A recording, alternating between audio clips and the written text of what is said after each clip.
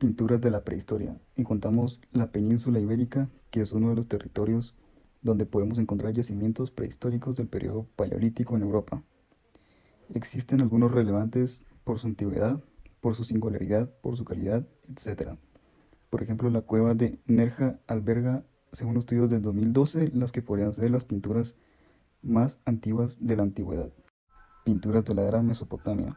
Encontramos el estandarte de Ur. Estuvieron marcadas por la guerra y este de hecho se refleja en el arte. De la prehistoria de Mesopotamia se conservan los primeros testimonios artísticos, pero los verdaderos creadores de la civilización y arte de Mesopotamia fueron los sumerios, seguidos por los arcadios, el llamado Renacimiento de Sumer. Pinturas en la era de Egipto. Encontramos las ocas de Meidum. Se trata de una pintura en relieve muy visible, por ejemplo, en las plumas, que se encontró en el interior de la mastaba de Nefermat en Meidum, de principios de la cuarta dinastía. Representa 6 ocas en 2 grupos. Pinturas del arte cretense. El príncipe de los Lices se encuentra en el palacio de Cnosos. No se sabe quién es, pero se cree que pudiera ser el rey Minos. Es un rey sacerdote, tiene cuerpo joven y atlético con una cintura muy fina, por lo que a esas figuras se les denomina figuras de cintura de avispa. Lleva la mano derecha sobre el pecho, probablemente como símbolo de poder. En la pintura griega encontramos una obra de Gian Lorenzo Bernini, que consigue el milagro de convertir el mármol en carne. Se trata de una chica que se ve obligada a vivir con su secuestrador, y al final, desarrollando un síndrome de Estocolmo, accedió a casarse con él. Es una obra del siglo IV a.C. El ábside de San Clemente de Tajul es una pintura románica perteneciente al conjunto de la decoración mural de la iglesia de San Clemente de Tajul en el Valle de Boyne. Esta es una de las obras maestras del románico europeo. Su genialidad reside en la combinación de elementos de diferentes visiones bíblicas, las del Apocalipsis, Isaías y Ezequiel, para presentarnos al Cristo del juicio final. Huida a Egipto. Esta es una de las escenas más famosas del ciclo paduano. Representa a José, María y Jesús niño huyendo a Egipto para evitar la persecución de Herodes, que había ordenado la matanza de los inocentes. Habían sido advertidos en sueños por un ángel que les marcaba el camino. La creación de Adán. Es uno de los frescos estrella de la Capilla Sixtina. Es la representación del episodio bíblico del Génesis, en el que Dios da vida al primer hombre. Dios, rodeado de querubines, estira su brazo derecho para darle un chispazo de vida a Adán, una forma poética y conmovedora de representar el misterio de la creación de vida con pocos detalles. La batalla de Anyari. En la vida de Leonardo Giorgio Vasari refiere que el artista pintó un grupo de jinetes, obra maestra por su manera de tratar la refriega, expresando la furia, la ira y el carácter vengativo, tanto de hombres como de caballos. Dos de estos últimos, con sus patas delanteras trabadas, pelean a dentelladas, con no menos ferocidad que sus jinetes, quienes combaten por el estandarte. La adoración de los magos. Iconográficamente, representa el momento en el que los tres reyes, acompañados por un gran cortejo, presentan sus regalos al niño Jesús. Este, en brazos de su madre, parece juguetear con el incienso, que representa a Gaspar arrodillado ante él. La escena se sitúa al exterior con una referencia al pesebre en la parte izquierda, transformado en una arquitectura clásica.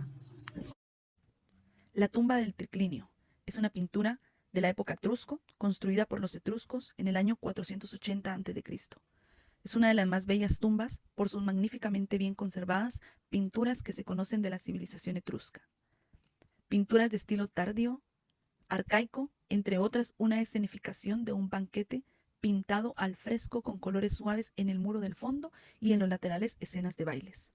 Esta pintura representa a dos personas escenificando un baile en la tumba del triclinio. Mosaico de la batalla de Isos. Pintura romana, autor Filoxeno de Eretria, en el año 325 a.C. También conocido como Mosaico de Alejandro Magno, es una copia romana de una pintura helenística hallada en la casa del Fauno en Pompeya. Representa la batalla de Isos, la perspectiva en disminución que tiene como centro al caballo, visto desde atrás, y el uso de formas para dar una sensación de masa y volumen transmite un efecto naturalista a la escena. La resurrección de Lázaro. Pintura de la época cristiano primitivo. Autor Giotto di Bondoe, en el año 1306. Es una pintura mural al fresco y se encuentra en la capilla de los Scrovegni de Padua. Giotto fue el gran renovador de la pintura entre el paso del siglo XIII al siglo XIV. El pintor mantiene los temas religiosos y carece, como la mayoría de los artistas de su época, de grandes conocimientos anatómicos, pero consigue que sus personajes no tengan el hieratismo bizantino y adopten diversas aptitudes de alegría o pesar, lo que demuestra con diferentes posturas y miradas. Virgen con niño, pintura de la época bizantino. Autor Fray Filippo Lippi, en el año 1275. Son las denominaciones convencionales para designar el tema artístico más frecuente en la iconografía del arte mariano y uno de los más tratados en todo el arte cristiano. Muy importantes para la tradición italiana son los iconos bizantinos, especialmente los de Constantinopla, ciudad capital del más largo y duradero imperio de la civilización del medioevo. Estos iconos tuvieron gran importancia en la vida civil y fueron celebrados como milagrosos. Fresco de Kasai Amra, pintura de la época islámica, autor desconocido, aproximadamente en el año 740 después de Cristo. Dentro de la pintura mural destacan en un primer momento las pinturas de los palacios sirios, como el de Kasai Amra, en el que se narra la historia del rey visigodo Don Rodrigo y contiene escenas íntimas del baño de las mujeres. Se constata la existencia de una rica iconografía con representaciones animales y humanas. Se enriqueció tanto estilística como técnicamente a través de sus contactos con las culturas de la cuenca mediterránea, sobre todo Bizancio.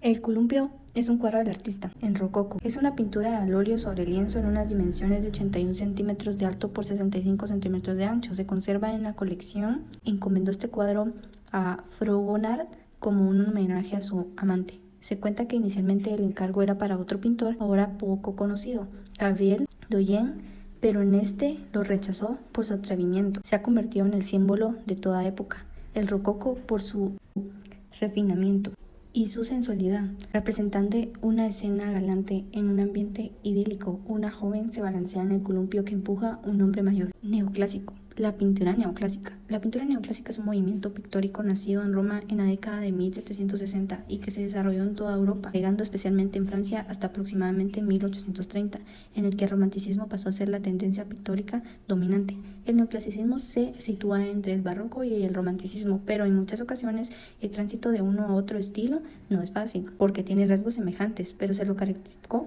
por el neoclasicismo. Era revivir otra época. En concreto, la antigüedad clásica realmente no se diferencia de intentar recrear la Edad Media o la vida de países orientales, pues en ambos casos se recurría a temas exóticos, ajenos a la realidad de la sociedad en lo que el pintor trabaja.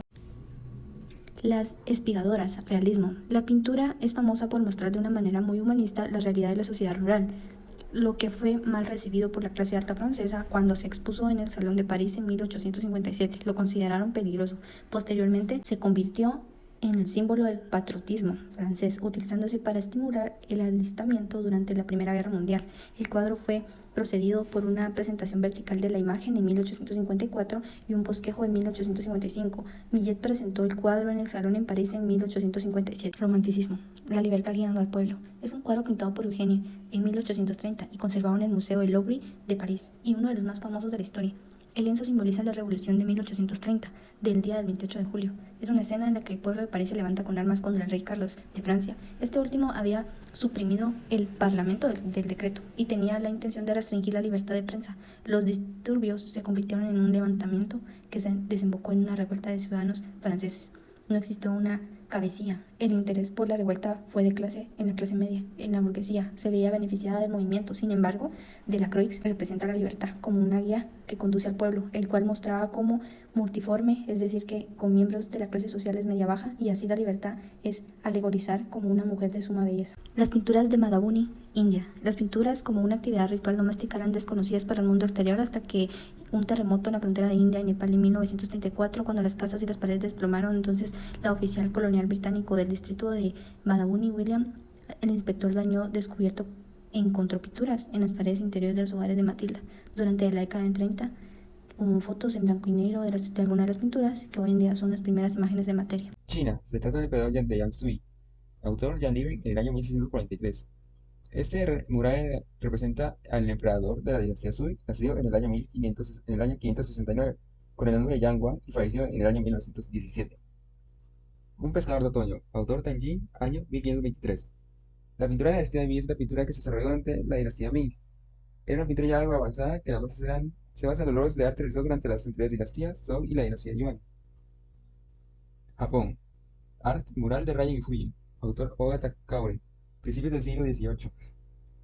Este arte representa a los dioses del trueno y de la tormenta que llamaba Ryan Fuji. Cielos blancos en primavera, Oda Takaori, de 1605 al 1710. Esto representa a los cielos blancos caídos durante una primavera en Japón. Utiliza técnicas de temper a seca que tratan la sinuosidad de las líneas, logrando un efecto de expansión del espacio que propasa los límites propios de la obra. Los mayas, murales de Bonaparte, son de las obras pictóricas más eficaces y mejor conservadas pertenecientes a la cultura maya. Estas pinturas se encuentran plasmadas en las paredes del Templo de los Murales en la estructura 1 de Bonaparte. Los murales de San Bartolo, en el año 100 a.C. En sus 13 metros de largo hace un relato del nacimiento de la cosmos maya y de la coronación de un gobernante. Y en la primera sección se pueden mostrar 5 deidades, cada una delante de los árboles. Incas, mural de la Huaca de la Luna. Los componentes más destacados del edificio son los relieves de estas pinturas murales de 5 colores, que representan, entre otras figuras, las características y atributos de la divinidad moche llamada Ayapec, o el dios degollador. Inca, Huiracocha Inca. Atunto Pac, después de llamado Huiracocha Inca, fue el octavo gobernante de Curacazo Cusco, y este mural representa un retrato del mismo. Aztecas, Teocrin el sacerdote. Se puede alcanzar a distinguir una vez más, nos encontramos con una pareja de sujetos, uno frente a otro. El individuo izquierdo viste un tocado y nariguera. Se trata de un sacerdote. Se observa inclinado hacia adelante y metiendo su mano derecha a la boca del otro, que no se puede ver con claridad, pues su color se confunde con el de una mariposa que se encuentra junto a ellos. El dentista. Dentro de esta escena de miniatura se ubica con facilidad una juego de pelota dibujado con 2 líneas. Debajo al inferior de la cancha hay 2 hombres. El video que se encuentra a la derecha porta un tocado, así que seguramente pertenece a un alto rango social. La limadura se realiza con algún instrumento